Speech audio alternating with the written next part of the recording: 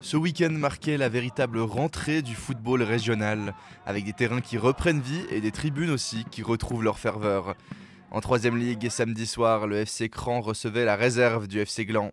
Sur le papier, c'est une affiche entre deux équipes qui devraient jouer les premiers rôles cette saison. À la 48e minute de jeu, corner pour Gland, ballon parfaitement déposé et c'est Yann Chamba qui s'impose dans les airs pour ouvrir le score.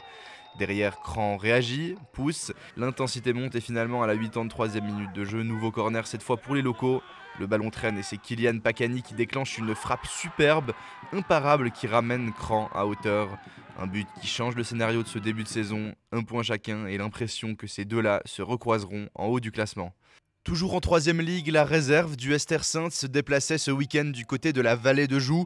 Pour son premier match de championnat, les hommes de Melchior Tirado ont vécu une rencontre intense, rythmée et disputée jusqu'au bout. Les deux équipes se sont livrées à un véritable mano à mano avec des occasions de part et d'autre et un jeu rapide qui a tenu les spectateurs en haleine. Ester-Sainte a su faire preuve de sang-froid dans les moments décisifs.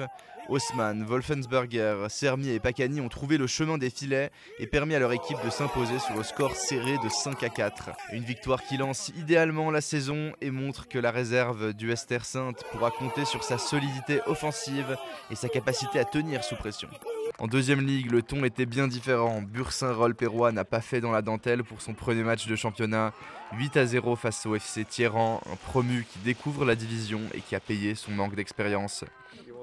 Ce genre de score, ce n'est pas seulement 3 points, c'est aussi une confiance qui s'installe, des automatismes qui se mettent en place et un message envoyé aux autres équipes.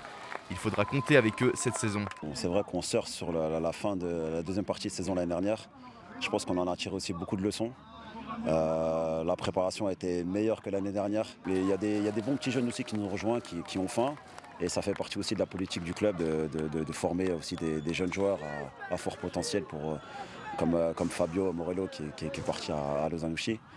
Et puis voilà, non, ça se passe très bien, franchement c'est bien. Ils ont été un peu surpris par l'intensité qu'on a mis, mais nous c'est pas notre problème. Nous on a fait le match qu'il fallait, on a mis les buts, on a fait un clean sheet, donc franchement c'est une bonne soirée.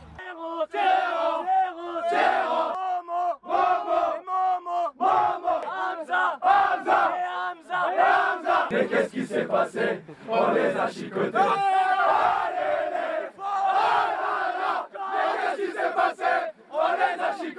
En Challenge League, on monte encore d'un cran avec le Stade Lyonnais qui recevait le FC Arau. Une formation ambitieuse, clairement tournée vers la montée. Le défi était grand et le match a tenu toutes ses promesses. 9 buts au total, des retournements de situation, un scénario difficile à suivre tant il y a eu d'action et surtout un triplé de Joris Manquant qui a marqué les esprits. Au final, courte défaite mais beaucoup d'enseignements à tirer, du caractère, de l'envie et la capacité de rester dans le match même quand il s'emballe. Prochain rendez-vous déjà mardi soir à Colovray contre Étoile Carouge. Et puis on termine avec du handball. Le HBC Nyon lançait sa saison avec un match de coupe face à la réserve d'Ouster. Pas de suspense cette fois, un match maîtrisé, une défense solide, une attaque efficace et au final le score est large, 41-24. Une victoire qui lance bien leur campagne et qui leur permet de passer sans trembler au tour suivant.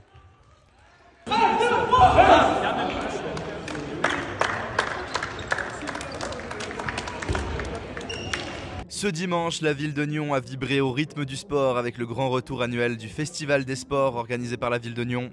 De 10h à 16h, les quais de Rive ont accueilli près de 50 clubs locaux, offrant aux visiteurs l'opportunité de découvrir une quarantaine de disciplines sportives. Au programme des initiations au hockey, à l'aviron, au tir sportif, au disc golf, ainsi que des démonstrations de judo, de grimpe, de hip-hop et de zumba. Les plus jeunes ont pu s'essayer à des défis ludiques, tandis que les adultes ont participé à un rallye sportif ponctué de défis variés. Une journée conviviale, gratuite et ouverte à tous, qui a permis de mettre en lumière la richesse du tissu associatif sportif nyonnais.